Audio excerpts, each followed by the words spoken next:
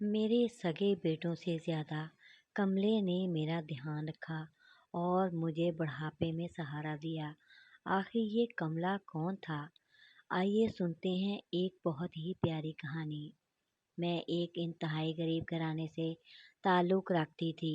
میرے والد ایک معمولی مزارع تھے، بھلا ہم کہاں اور تعلیم کہاں۔ جب میں 16 سال کی تھی تو والد نے میری شادی اپنے ایک رشتہ دار کے بیٹے سے کر دی تھی۔ یہ لوگ بھی ہماری طرح غریب تھے۔ سسر بوڑھے تھے اور شوہر ایک زمیندار کی زمین پر ہل چلاتا تھا۔ ہماری گزر بسر بامشکل ہوتی تھی، کیونکہ سسر کی 6 بیٹیاں تھیں اور 2 یتیم بھتیجیاں بھی ساتھ رہتی تھیں۔ اتنے بڑے کنبے کا بوجھ اکیلا میرا شوہر ہی اٹھاتا تھا۔ جس عمر میں میری شادی ہوئی مجھے اپنے آپ کا بھی ہوش نہ تھا اور نہ اتنی عقل کہ زندگی کے مسائل سمجھ سکتی، تو زندگی کو بس ایک محنت و مشقت کی چکی ہی سمجھتی تھی۔ ہمارے پاس پوسیدہ کپڑے ہوتے تھے، صبح کسی سے روٹی ملتی اور دوپہر میں پیاز کے ساتھ کھانا، بس یہی کچھ ہمارے پاس تھا۔ البتہ رات کو دودھ کا ایک گلاس ہر ایک کو مل جاتا تھا، کیونکہ ہمارے خاندان میں گائے کی حیثیت ایک فرد جیسی تھی۔ مجھے اچھی طرح یاد ہے کہ میں صرف 3 دن تک دلہن بنی رہی۔ اس کے بعد وہی کھیتوں میں جا کر کام کرنا، کنویں سے پانی بھر کر لانا، گھاس کاٹنا اور تندور پر روٹیاں پکانا۔ جو کچھ میکے میں تھا وہی سسرال میں ملا۔ 1 سال کے اندر اللہ نے ایک بیٹا بھی دے دیا۔ بیٹے کی پیدائش پر ساس بہت خوش تھی۔ اس نے اس کا نام جمال خان رکھا، لیکن گھر میں سب پیار سے اسے کملا کہتے تھے۔ کملا 1 سال کا تھا جب ایک روز ایک عجیب واقعہ پیش آیا۔ میں کنویں پر پانی بھرنے گئی ہوئی تھی۔ اس وقت کنویں پر کوئی بھی نہ تھا۔ یہ کنواں پک ڈنڈی کے پاس تھا، جہاں سے سڑک آ کر ملتی تھی۔ سڑک پر ایک کار کھڑی تھی اور دلاور خان کار سے اتر کر میری طرف آ رہا تھا۔ میں اسے دیکھ کر گھبرا گئی۔ اس نے کہا، گھبراؤ نہیں، مجھے پانی چاہیے۔ اپنی گھاگھر میری کار کے پاس لے چلو، کار گرم ہو گئی ہے، اس میں پانی ڈالنا ہے۔ میں دلاور خان کو پہچانتی تھی۔ ایک بار وہ ہمارے زمیندار کے گھر بطور مہمان آ کر ٹھہرا تھا۔ اس وقت میں اسے روٹی دینے کے لیے اتاق میں گئی تھی۔ تب میں چھوٹی تھی، مگر اس کے اجلے سفید براق کپڑے اور خوبصورت چہرہ میرے ذہن پر نقش ہو گیا تھا۔ میں اس کی مسحور کن شخصیت سے بہت پہلے بچپن میں ہی مرغوب ہو گئی تھی۔ کار میں پانی ڈالنے کے بعد اس نے انجن بند کر دیا اور مجھ سے پوچھا، اس خدمت کے صلے میں تم کو کیا چاہیے؟ میں چپ کھڑی اپنا آنچل انگلیوں سے مروڑتی رہی تو وہ بولا، کار میں بیٹھو گی، سیر کرو گی؟ یہ کہہ کر اس نے اپنی کار کا دروازہ کھولا اور بیٹھنے کا اشارہ کیا۔ میں بھی ایسے ہی اس کی گاڑی میں جا بیٹھی جیسے کسی نے جادو کر دیا ہو۔ دلاور خان نے گاڑی چلا دی اور پھر نہ رکی۔ میں اسے پسند آ گئی تھی۔ اس نے اسی لمحے طے کر لیا تھا کہ جو بھی ہو وہ مجھے حاصل کر کے رہے گا۔ وہ مجھے لے کر اپنے گھر آ گیا۔ وہ بہت بڑا زمیندار تھا۔ میرے رشتہ دار، والد، چچا، سسر اور شوہر سب کسی کی بھی ہمت نہ تھی کہ اس کے راستے میں آتے۔ انہوں نے تھانے میں رپٹ درج کرانے کی کوشش کی تو تھانے والوں نے انہیں آنکھیں دکھا کر بھگا دیا۔ یہ سارا علاقہ دلاور خان کا تھا، بھلا کون اس کے خلاف رپورٹ لکھتا؟ تھانے والوں کے لیے یہ کوئی انوکھی بات نہ تھی کہ ایک بڑا زمیندار ایک غریب مزارع کی لڑکی کو اپنے گھر کی زینت بنانے کے لیے اٹھا لے گیا تھا۔ دلاور خان کی حویلی دیکھ کر میں تو حیران رہ گئی۔ اس قدر شاندار گھر میں نے کبھی خواب و خیال میں بھی نہ دیکھا تھا۔ اس کی بیوی بانجھ اور بیمار تھی۔ حالات میرے لیے بہت سازگار تھے۔ دلاور خان کو اولاد کی تمنا تھی۔ اس نے مجھ سے کہا، گوہر دیکھو، تم میرے گھر میں قدم رکھ چکی ہو، تمہارا واپس جانا اب میری بے عزتی ہے، یہ ناممکن ہے۔ میں تمہیں مذاق میں نہیں لایا، مجھے پہلی نظر میں ہی تم بھا گئی تھی۔ میں تم سے شادی کروں گا، یہ تمہارے لیے بڑی عزت کی بات ہونی چاہیے۔ البتہ ایک مسئلہ ہے، تمہارا بیٹا، اسے تمہیں بلا دینا ہوگا۔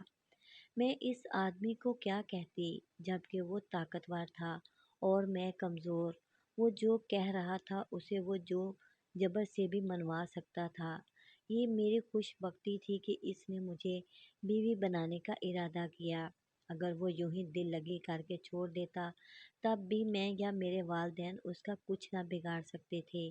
میرے سسر والد اور شوہر کو بلوا کر اس نے اپنا ارادہ ان پر ظاہر کیا اور میرے شوہر کو حکم دیا کہ وہ مجھے طلاق نامہ لکھ کر دے۔ یہ سب جانتے تھے کہ اگر انہوں نے سیدھے طریقے سے دلاور خان کی بات نہ مانی تو وہ ان پر عرصہ حیات تنگ کر سکتا تھا۔ غریب تو اپنی غربت سے مجبور ہوتا ہے، اور یہی میرے وارثوں کی بے بسی تھی۔ انہوں نے دلاور خان کی پیشکش قبول کر لی اور کافی رقم لے کر طلاق نامہ لکھ کر دے دیا۔ اب میں آزاد تھی، دلاور خان مجھ سے نکاح کر سکتا تھا۔ میں کم سن تھی اور وہ عمر میں مجھ سے کافی بڑا تھا۔ اس کا رعب مجھ پر ایسا طاری تھا کہ جو وہ کہتا میں بلا چون چران مان لیتی۔ نکاح کے بعد اس کے گھر میں میری جو حیثیت متعین ہوئی اس کا تو میں تصور بھی نہ کر سکتی تھی۔ میں سارے گھر کی مالک تھی۔ دلاور خان مجھ پر جان نچھاور کرتا تھا۔ اس نے مجھے سونے سے پیلا کر دیا تھا۔ جو کڑی دھوپ میں کھیتوں میں جلتی تھی آج ٹھنڈی حویلی میں سکون اور آرام کی نیند سوتی تھی، اور نوکرانیاں میرے آگے پیچھے پھرتی تھیں۔ میں سچ مچ بکارن سے ملکہ بنا دی گئی تھی۔ بھلا ایسے نصیب کسی لڑکی کے ہو سکتے ہیں؟ شاید کروڑوں میں کوئی ایک ہی ایسی ہوتی ہوگی۔ میں جتنا اپنی قسمت پر ناز کرتی کم تھا۔ میں غربت کے دہکتے ہوئے جہنم سے نکل کر دلاور خان جیسے بڑے آدمی کی عزت بن گئی تھی اور اس کے پیار کی چھاؤں تلے آ گئی تھی۔ میرے میکے والوں نے مجھ سے پھر کوئی ناطہ نہ رکھا۔ ایک ماں تھی جس نے میرا ساتھ نہ چھوڑا۔ وہ چوری چھپے ملنے آ جاتی اور کبھی کبھی میرے بیٹے کملے کو بھی اپنے دوپٹے کی اوٹ میں لپیٹ کر لے آتی تھی۔ جب تک میں دلاور خان کے بچے کی ماں نہ بنی، دلاور خان نے میری ماں کے آنے جانے پر کوئی اعتراض نہ کیا۔ لیکن جب اس کے گھر میں نے پہلے بیٹے کو جنم دیا تو پھر اس نے مجھے بتا دیا کہ مجھے اپنے میکے سے اب کوئی تعلق نہیں رکھنا ہے، خاص طور پر اپنے شوہر کے لڑکے کے لیے۔ اس گھر میں کوئی جگہ نہیں ہے۔ پہلے میں صرف دلاور خان کی محبوبہ تھی، اب اس کے بیٹے کی ماں بن چکی تھی، اور یہ زنجیر باقی سب زنجیروں سے زیادہ مضبوط تھی۔ اب میں کملے کو یاد کر کے تڑپتی تھی مگر اس سے مل نہیں سکتی تھی۔ وہ میرا بیٹا تھا، میں اسے کیسے بھول سکتی؟ یاد کر کے تڑپتی مگر مل نہ سکتی تھی۔ وہ میرا اپنا تھا، میں اسے کیسے بھول سکتی تھی؟ میرا ایک بیٹا تو سونے کے پالنے میں جھول رہا تھا اور دوسرے کو زمین پر بچھانے کے لیے دری کا ٹکڑا بھی میسر نہ تھا۔ کملے کے لیے چوری چھپے کچھ نہ کچھ رقم بھیجا کرتی تھی مگر اس سے میری تسلی نہ ہوتی تھی۔ وہ ہر دم یاد آتا تھا۔ اس سے جدائی کا مجھے بہت غم تھا، لیکن اس سے بھی زیادہ غم تو اس بات کا تھا کہ وہ غربت کے ہاتھوں ختم ہو رہا تھا اور میں مخملی بچھونوں پر سوتی تھی۔ شاید بعض غم تقدیر میں اٹل ہوتے ہیں، موت کی طرح۔ جتنی بھی خوشی ملے وہ غم نہیں مٹتے، جب تک سانس چلتی ہے ساتھ رہتے ہیں۔ ایسا ہی غم مجھے اپنے بیٹے کملے کی جدائی کا تھا۔ زندگی کے دن بسر ہوتے رہے۔ دلاور خان کے گھر مجھے ہر طرح کا سکھ اور آرام ملا۔ اس شخص نے کبھی کوئی دکھ نہ دیا۔ میری ہر خوشی اس نے پوری کی۔ میں نے بھی اس کے عوض اس کے ہر حکم کی تعمیل اور اطاعت گزار بیوی بن کر اس کے دل کو سکون اور آرام پہنچایا، یہاں تک کہ کملے کو بھی بھلا دیا اور اپنی ممتا کو بھی موت کی نیند سلا دیا تھا۔ دلاور خان کے گھر میں نے 5 بیٹوں کو جنم دیا۔ میرے کالے بال ان کی محبتوں کی دودھیا روشنی میں سفید ہو گئے۔ دلاور خان نے ساری زمین اپنی زندگی میں ہی میرے نام کر دی تھی۔ وہ مجھ سے کہا کرتا تھا کہ کیا خبر گوہر، تیرے لڑکے تجھ سے وفا کریں یا نہ کریں، اس لیے میں جائیداد ان کے نام نہیں کروں گا، میرے بعد تو خود ان میں بٹوارا کرتی رہنا۔ دلاور خان عمر میں مجھ سے کافی بڑا تھا، وہ مجھ سے پہلے ہی موت کی راہوں کا مسافر بنا۔ اس کے مرنے کے بعد پتہ چلا کہ تنہائی اور بے چارگی کیا شے ہوتی ہے۔ جب تک وہ زندہ تھا کسی بات پر پابندی نہ تھی، اب ہر بیٹے کی خوشنودی کی پرواہ کرنا پڑتی تھی۔ میرے سب بیٹے اپنے مشغلوں اور خوشیوں میں گم تھے، انہیں میری تنہائی اور بیوگی کا ذرا بھی احساس نہ تھا۔ بڑا بیٹا شادی کر کے الگ ہو گیا اور کبھی کبھار ہی میرے پاس آتا، اس سے چھوٹا بھی اپنی بیوی کا غلام بن گیا، تیسرا حیدرآباد اور چوتھا نواب شاہ میں پڑھتا تھا، پانچواں اور سب سے چھوٹا بیٹا گھر پر ہی رہتا تھا، مگر گھر بار اور کام کاج سے کوئی دلچسپی نہ تھی، وہ سارا دن کار لے کر گھومتا رہتا اور اکثر راتوں کو گھر سے غائب رہتا۔ دوستوں نے اس کا دماغ خراب کر دیا تھا، کسی کو خاطر میں نہ لاتا اور مجھ سے بھی سیدھے منہ بات نہ کرتا۔ پڑھائی سے اسے کوئی رغبت نہ تھی، میٹرک بھی اس نے بڑی مشکل سے پاس کیا۔ جس قدر سکھ مجھے دلاور خان کی دولت اور ذات سے ملا، اتنا ہی دکھ اس کے بیٹوں نے پہنچایا۔ مجھے ان پانچوں سے بے حد محبت تھی، یہ میرے لختے جگر تھے۔ اب میں بوڑھی ہو چکی تھی، پانچوں بیٹے دلاور خان کی طرح ماشاءاللہ قد آور اور جوان تھے، میں انہیں دیکھ کر جیتی تھی، دل یہی چاہتا تھا کہ ایک پل کے لیے بھی یہ میری نظروں سے اوجھل نہ ہو۔ میرا ان کے سوا کون تھا؟ میکا چھوڑتے چھوڑے مدت گزر چکی تھی، وہ غریب مزارے تھے، دلاور خان کی حویلی میں ان کے لیے جگہ کہاں تھی؟ میں ان کے لیے اور وہ میرے لیے مر چکے تھے۔ دولت کی تفریق نے سارے رشتے ناطے مدتوں پہلے ہی توڑ دیے تھے۔ جب تک دلاور خان زندہ رہا اس نے مجھے تنہائی کا احساس نہ ہونے دیا۔ دلاور خان محبت کا ایک ایسا سمندر تھا جس میں ڈوب کر میں نے اپنا ماضی بھلا دیا تھا، یہاں تک کہ اپنی کوکھ کے جائے کو بھی بھلا بیٹھی تھی، حالانکہ وہ مجھے بھولتا نہ تھا۔ ہر لمحہ قدم قدم پر کملے کی یاد میرے دل میں چٹکیاں کاٹتی رہتی تھی، مگر ان پانچوں بیٹوں نے مجھے اس کی جانب جانے نہ دیا۔ مجھے تو ان سے یہ بات بھی چھپانی پڑتی تھی کہ ان کا ایک اور بھائی بھی ہے، کیونکہ وہ ان کے سوتیلے باپ کا بیٹا تھا، ایک غریب ہاری کا بیٹا تھا، وہ ہاری جو ان کے مزارے ہوتے تھے۔ یہ کیسے نوکر کو اپنا بھائی کہلوانا پسند کر سکتے تھے؟ وہ بیچارہ کیا ان کی برابری کرتا، لیکن میں ماں تھی، کب تک اپنے اندر کی عورت کی آواز کو دبا کر رکھتی؟ اب جب کہ یہ لڑکے میری پرواہ نہ کرتے تھے، مجھے اس بیٹے کی اور بھی زیادہ یاد ستاتی تھی، وہ مجھ سے ساری عمر جدا رہا تھا، میری کوئی بیٹی بھی نہ تھی جو غمگسار بنتی۔ بڑے بیٹے جو شادی شدہ تھے وہ کبھی عید تہوار پر پل دو پل کے لیے آ جاتے، ورنہ ان کے گھر بھی دور تھے، میں وہاں جا بھی نہیں سکتی تھی۔ دلاور خان کی بھی ہدایت تھی کہ تم کبھی بہوؤں کے در پر خود چل کر نہ جانا، اس سے تمہارے رتبے میں کمی آئے گی اور وہ کسی دن تمہیں بے آبرو بھی کر دیں گی۔ چھوٹے تینوں بیٹے ہمیشہ اس وقت میرے پاس آتے جب انہیں رقم کی ضرورت ہوتی، بینک سے روپیہ نکلوانے کے لیے میرے دستخط ضروری تھے، بس اسی لمحے وہ میری خوشامد کرتے تھے، ورنہ وہ میرے دکھ سکھ کے ساتھی نہیں تھے۔